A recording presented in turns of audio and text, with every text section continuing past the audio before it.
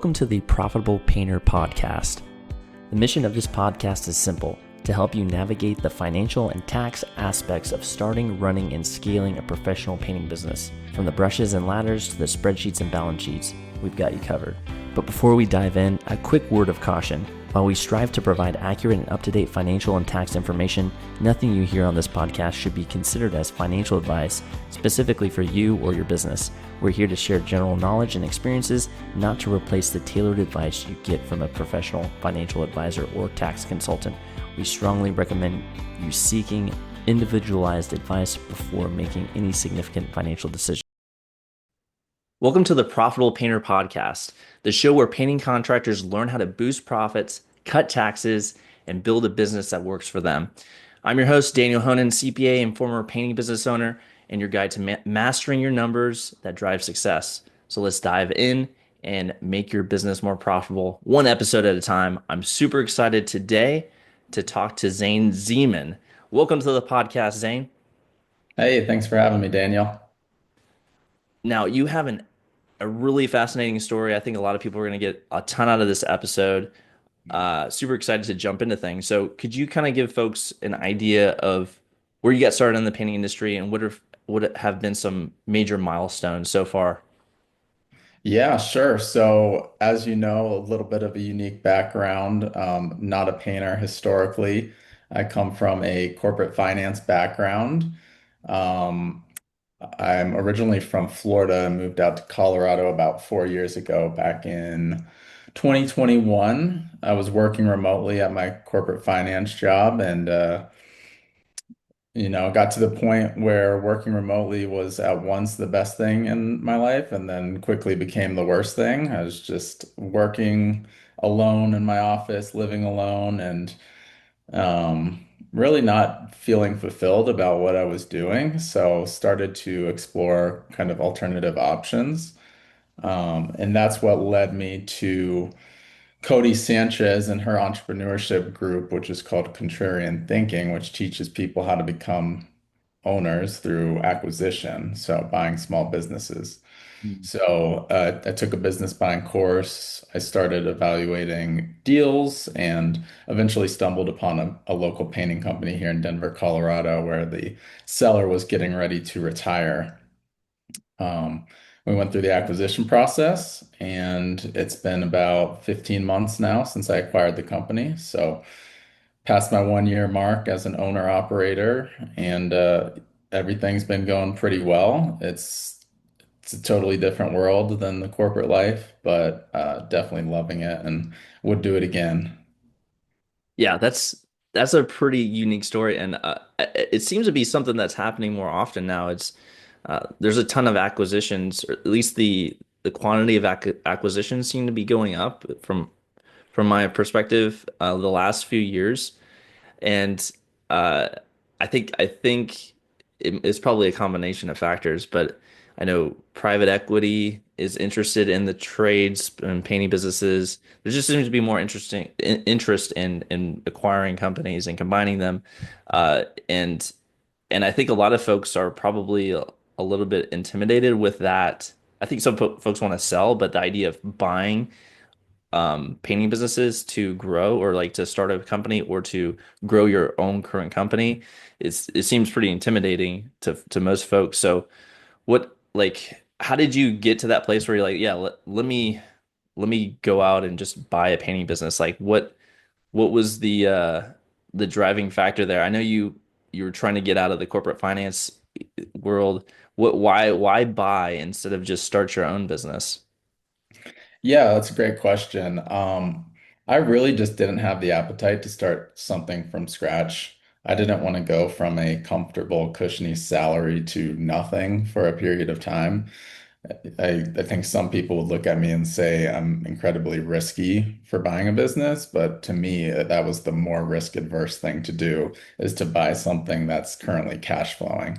Mm. Um, so, and yeah, around it is becoming more sexy to buy businesses and acquire and get in that way. And I think two things there's it's the boomers that are getting ready to retire and don't necessarily have their kids don't want to take on a trades business. So there's there's that piece, and then there's also the education piece. There's the Hormozis and the Cody Sanchez's of the world that are educating people on that opportunity. So people are just finding out that that's an option, and you don't have to start from ground zero. You could start with something that's already cash flowing. So Yeah. that's kind of why I lean to that direction. I don't want to start from scratch and go through that the growing pains.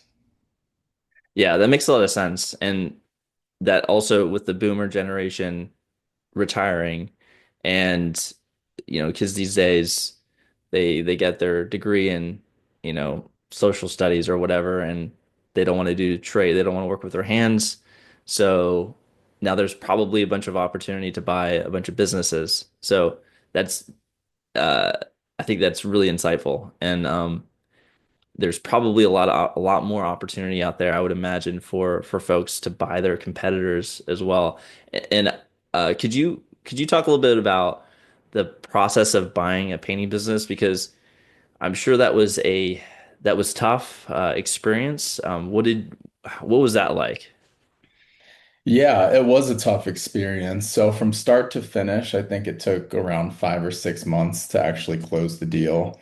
Um, and I definitely couldn't have done it on my own. I was lucky enough to have invested in this community, which gave me the support and resources I needed to feel comfortable and confident to go through that process. So just understanding what you need as far as like your deal team, so your attorneys, your CPAs, your business brokers, if you want to get a like a quantitative analysis on the deal, like there's all these people involved in the transaction. Um, so yeah, so first it's like figuring out what your deal box is, kind of what you're looking for, what you can afford, kind of what you just have an appetite for, and then it's building out that team to help you go through the process. And for me, what really helped the process go smoothly, and a lot of people in the industry in this space, the ETA space, spend years analyzing hundreds of deals looking for that kind of diamond in the rough. I was not that way at all. I was eager to jump in, and um, so this is actually one of the first deals I analyzed. And what really helped me go over the finish line was just the relationship that I established with the seller.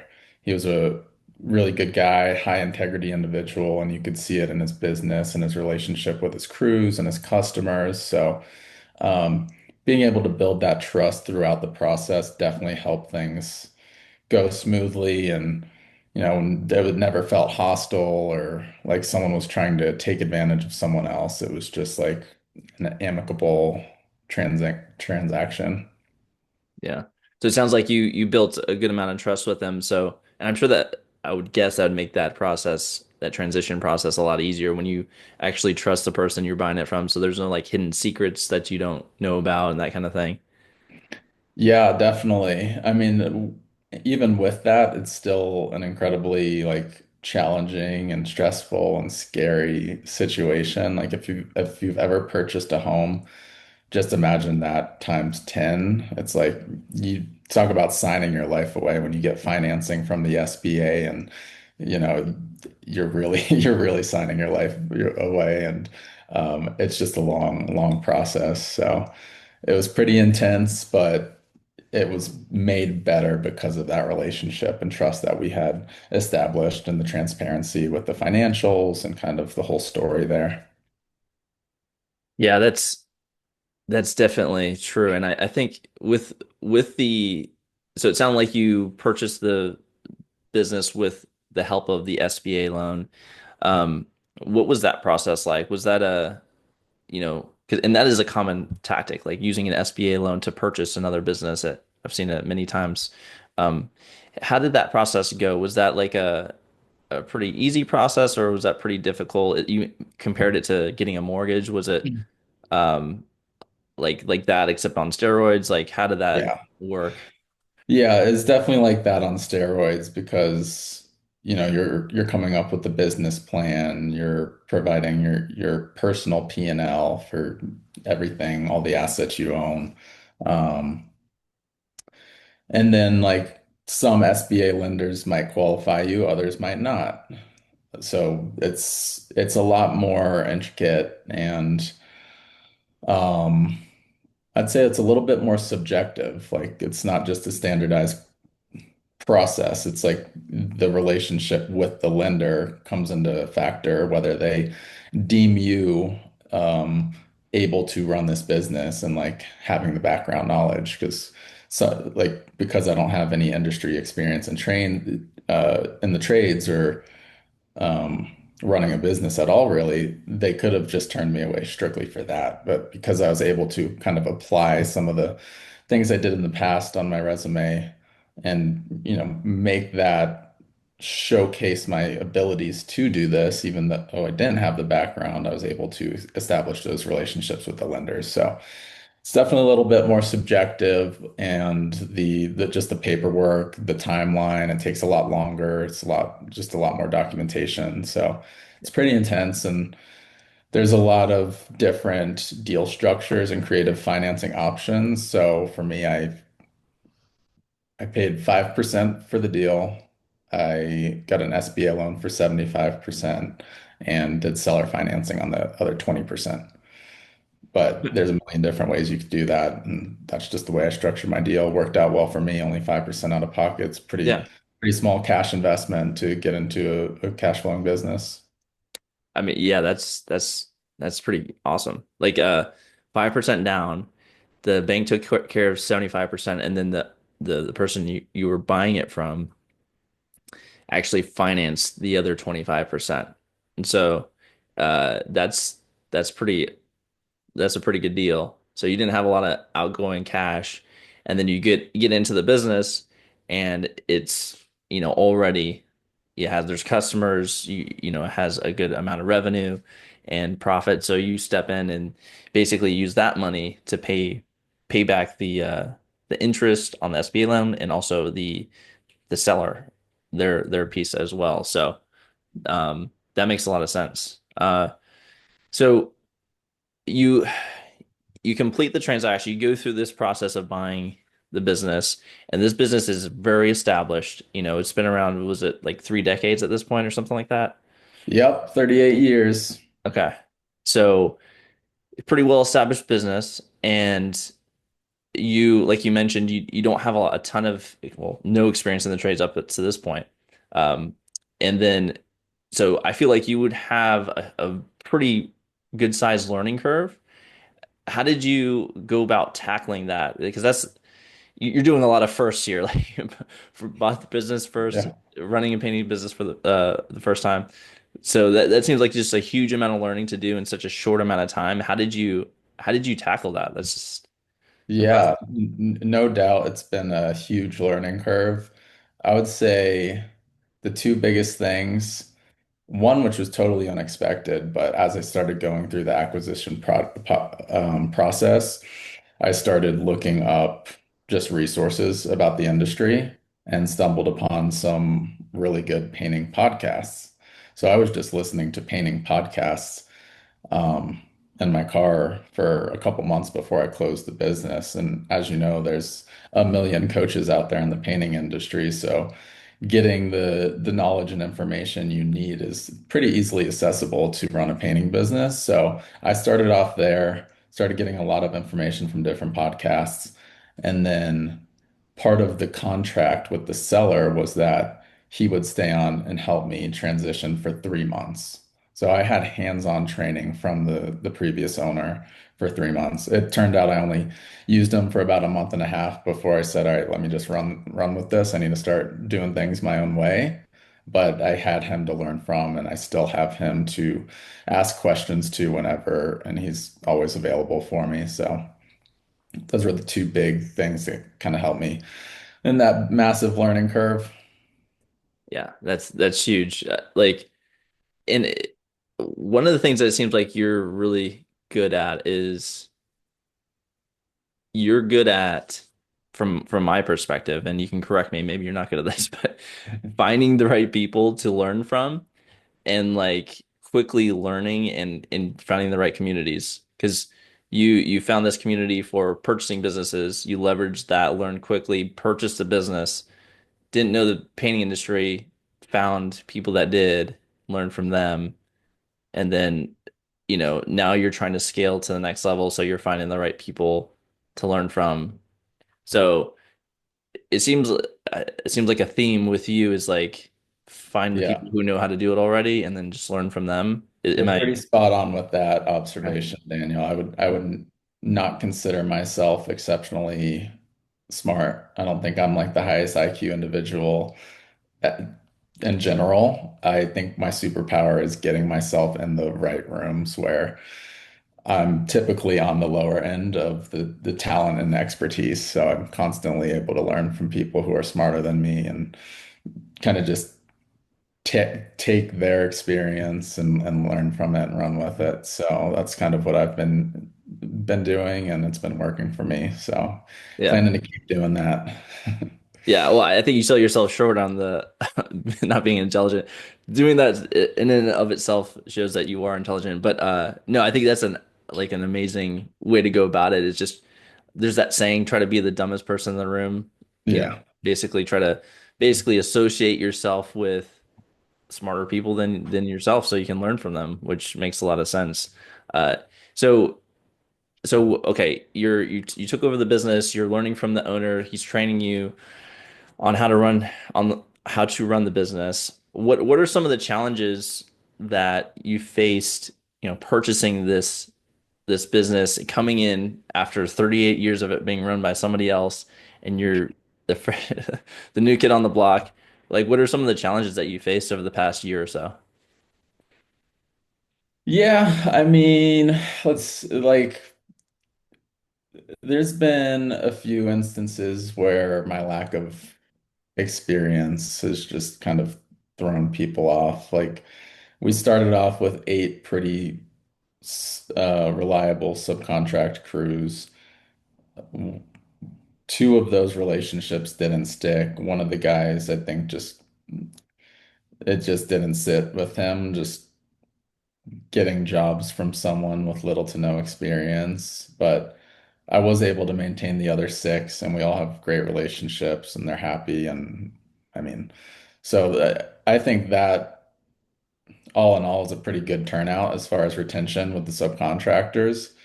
Um, And then when it comes to one of the things I did last year to kind of introduce myself to our past customer list in the community was I sent out a flyer. It was a picture of me and the previous owner, and I was introducing myself, and it was the seller kind of giving a paragraph on his final words, saying goodbye to his customers and thanking them and everything. So it was like a kind of sentimental, heartfelt letter. And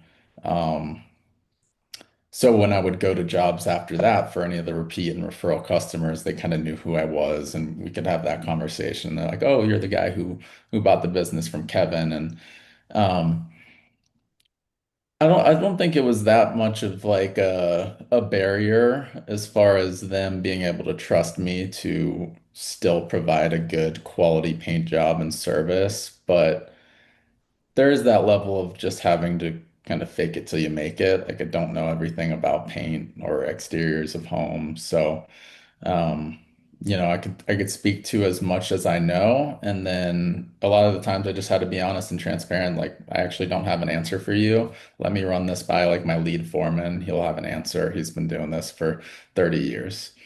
Um, so I think just kind of being able to talk the talk in a limited form has been a little bit of a factor, but overall not a ton of challenges due to the experience discrepancy. Any other? So it sounds like you're able to basically again leverage your team for any gaps that you might have on the technical knowledge of the painting industry, and you've won over the vast majority of your subcontractors. Um, and I know you have set your sights on some aggressive goals for scaling. Do you have like an approach that you're taking that you're implementing to grow the business to the next level? Yeah. Um, so we had some big lofty goals for 2025. I don't think I'm going to quite meet them. I still see growth year over year, but I don't necessarily see the extreme growth that I had hoped for. Um, Being that it's a 38-year-old company, there hasn't historically been a huge presence of digital marketing. So that was kind of what I was hoping would be that lever to turn to Mhm. generate additional leads. I haven't had a lot of good luck with marketing agencies generating good quality leads. Um, and I'm on my third agency in my first 15 months. So not a not a great experience there so far. But that was kind of, I was leaning on that, I think, a little too heavy as far as getting me to the next level. So, where I'm heading now is really honing in on those past relationships, the historical customer base from our CRM and touch points with our referral partners, so the roofers, the designers, the realtors, the property managers, those relationships who have been pretty consistent and just nurturing those a little bit more. So that's kind of where we're taking it from a marketing strategy right now as we continue to explore the digital space, but not seeing much results, kind of resulting to the email marketing, the phone calling, the print mail and that stuff. And then, I mean, besides getting leads in the door, it's just building out the team, right? So I just hired my first project consultant, and he's great. He has industry experience, so he could talk the talk even better than I can, which is awesome. And he has experience at Sherwin-Williams and another painting company, so he kind of brings in that next level of expertise as far as understanding what a project needs to be successful and how the crew is going to tackle it. So that helps with pricing, and then that'll help us sell more jobs. And then, as those leads generate through our new marketing channels, then him and I will both be running sales for the foreseen future. Okay. So for so it sounded like your initial goal was to blow the business up with social media like meta ads, and it didn't work out as hoped. And it is a weird thing. Like actually just a couple months ago was speaking to a someone else from Denver. He had gone through several marketing agencies and they cannot get anything going for whatever reason. And he's in the Denver area as well, coincidentally. Um, so I don't know if it's a Denver thing, but Apparently, it's yeah, super competitive and challenging, yeah, so I wouldn't be surprised. yeah. And he just started getting traction recently.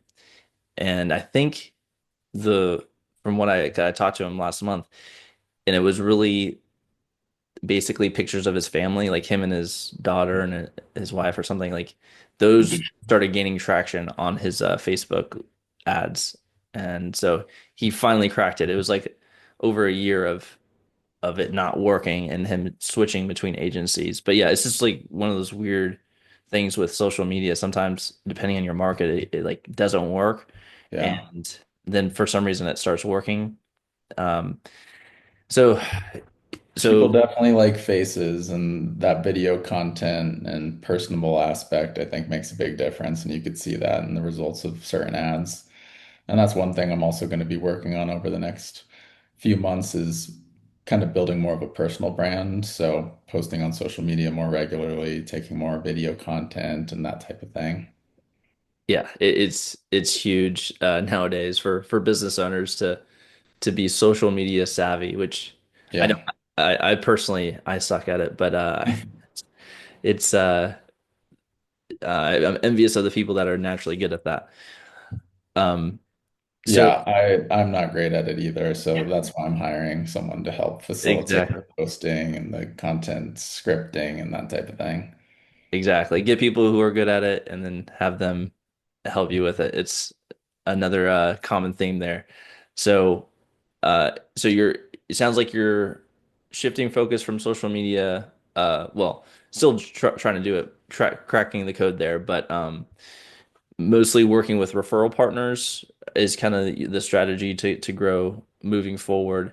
Um, and and then you just made that key hire there with your first project manager, it sounds like, right? Yeah, project consultant, so sales. Oh, project consultant. I'm sorry. Okay. Mhm. So sales side. Yeah. So do you already have a project manager or I don't have a project okay. manager, but uh, it's a little bit different for our business. I think a lot of people would say hire the project manager first, Mhm. because our subcontractors have a relationship with my company for so long. Yeah. They historically and are used to managing their projects themselves. So most of these crews, depending on, the complexity of the job, I'm fully comfortable sending them to do the initial walkthrough and the final walkthrough with the customer. Yeah. So I'm super lucky to have that. Yeah. No, that's awesome. Yeah, When so not as urgent of a hire. And one of the lead foremen on one of the crews, I could definitely see myself bringing him into that full-time project manager role in the future. nice. Yeah, that's a good place to be where you get really reliable subs that can do their own walk arounds, collecting the check, and so it buys you extra time on having to hire a production manager, and maybe even just get away with having like an office person just doing some scheduling and not having to get a project manager. So that's awesome. And then you just hired your the salesperson. Hmm. Um, uh, what did you look for? They were pretty. It sounds like they've already done the job. Again, you found somebody who's already done the thing and you just have them do it for you. That same thing we keep seeing over and over again. A So, little bit different there okay. because he doesn't actually have a sales background, but he does have the painting experience. So he could talk product. He was a project manager for a couple of years, so he understands Hmm. how projects go and what they need. So he can definitely talk the talk. He just Hmm. doesn't have sales experience. And if you looked at a disc profile, he's not necessarily the ideal sales personality either. Um, but neither am I. So I don't judge against it, and I think he'll do. I think he'll do great. What's his disc profile? I believe it's a SC Let's see. and like a CS for what is it? The natural and the adaptive. Yeah, yeah. Yeah, so it's like SC and CS. So he's conscientious. So he'll make sure that those estimates are precisely done for Right. the subcontractors will probably be very happy with him because he will ensure that there's enough budget for the projects. So that's a plus for at least generally for that type of person. And then so because that's often like a friction point is we get your salesperson if they're usually because you alluded to this, but like salespeople are more more what is DI, yeah. influencing, yeah, yeah, driven and Dominant yeah, and influential, yeah. yes, and so uh, and that can be great, especially for residential repaint because you have so much volume. If you have a driven person that wants to just influence a lot of people, that can be an ideal situation from like maybe a sales perspective. But the friction is usually or often if you don't have controls on that person, they'll end up maybe underbidding to close more jobs or something like Mhm. that. And not be as precise on the handoff to the production side, so things get missed because they're not focused on the details. They're not conscientious. So, Yep. was that a deliberate? It sounded like did you pre-screen for with a disc profile before you hired? Is that how you? I'm I assuming. actually did his disc profile after I already gave him an offer. Okay. Yeah, I just wanted to have it during onboarding so we could, one, so I could understand how our relationship should go a little bit better, and then two, he could utilize it himself and use it against some of the sales training that we have, one being contractor freedom with Jason Phillips, and he uses a lot of the disc profile in his process so he could kind of relate his personality to different customer personalities. Yeah, that's so in the that's an interesting idea there. So actually, I don't well. So taking his personality profile of CS or SC and relating it to the different types of profiles of who he'll be selling to, so he can properly um, sell them, I guess, Mhm. on the service. That's a pretty cool idea. It sounds, is that, am I getting that right? Yeah, one of the things in the sales training is talking about like matching your customers like energy and personality and like communication style. So like they're super upbeat and excited, you try to match that. If they're like a little timid, you slow it down for them, and just kind of getting on an equal playing field helps a lot when it comes to sales. Mm, Um, but I definitely lean towards the sales culture of like we're not trying to be those pushy salespeople. Like, sure, there's some objection handling that needs to be done, just to make sure like we are fully answering all the questions and concerns of the customer. But there's something I heard recently about like how do you want to purchase as a purchaser? And I don't want to make a $10,000 decision with someone standing in front of me. So why am I going to try to force that upon someone else? So try to just build that relationship, answer as many questions, provide all the options available, and like make sure that we can establish that trust and show that we are reliable and going to provide a quality job with our past projects and our reviews and our testimonials. yeah, that makes a lot of sense. I think I agree with you there. And you mentioned Alex Hormozy. I think he said something to the effect of, you're not trying to get them to buy, you're trying to help them make a decision. So if you just like reframe it that way, Hmm. whether it's yes or a no, just you're giving them the tools, information to help them make a decision. Whether it's, yeah, let's sign up, or no, I'm going with someone else, so that you can your service. So that shift, like that helped me. It was like, yeah, I'm just helping them make a decision, and instead of like I'm trying to get them to sign, you know?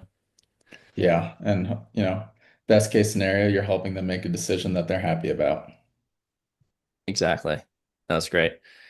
Cool. Well, I really appreciate your time today, Zane. Like, this is a super interesting story. I think a lot of folks are going to get a ton of value out of this conversation with purchasing a business, what to look for, what that process looks like, going into a new business, some of the challenges there, and and some of the things that you face trying to grow the business. I think this is a has been a great episode. I'd like to open it up to you for any asks of the audience, or anything you'd like to say before we wrap things up today. Cool. Yeah. Thanks, Daniel. I appreciate you having me. Like I mentioned in the podcast, looking to build my social media presence, my brand. I'm also open to answering any questions. If anyone wants to reach out, feel free. You can find me on Facebook, Instagram, first and last name, Zane Zeman, and then my business Instagram page, American.painting.specialists. Awesome. All right, I appreciate it, Zane. Really appreciate the conversation. And with the listeners, we will see you next week.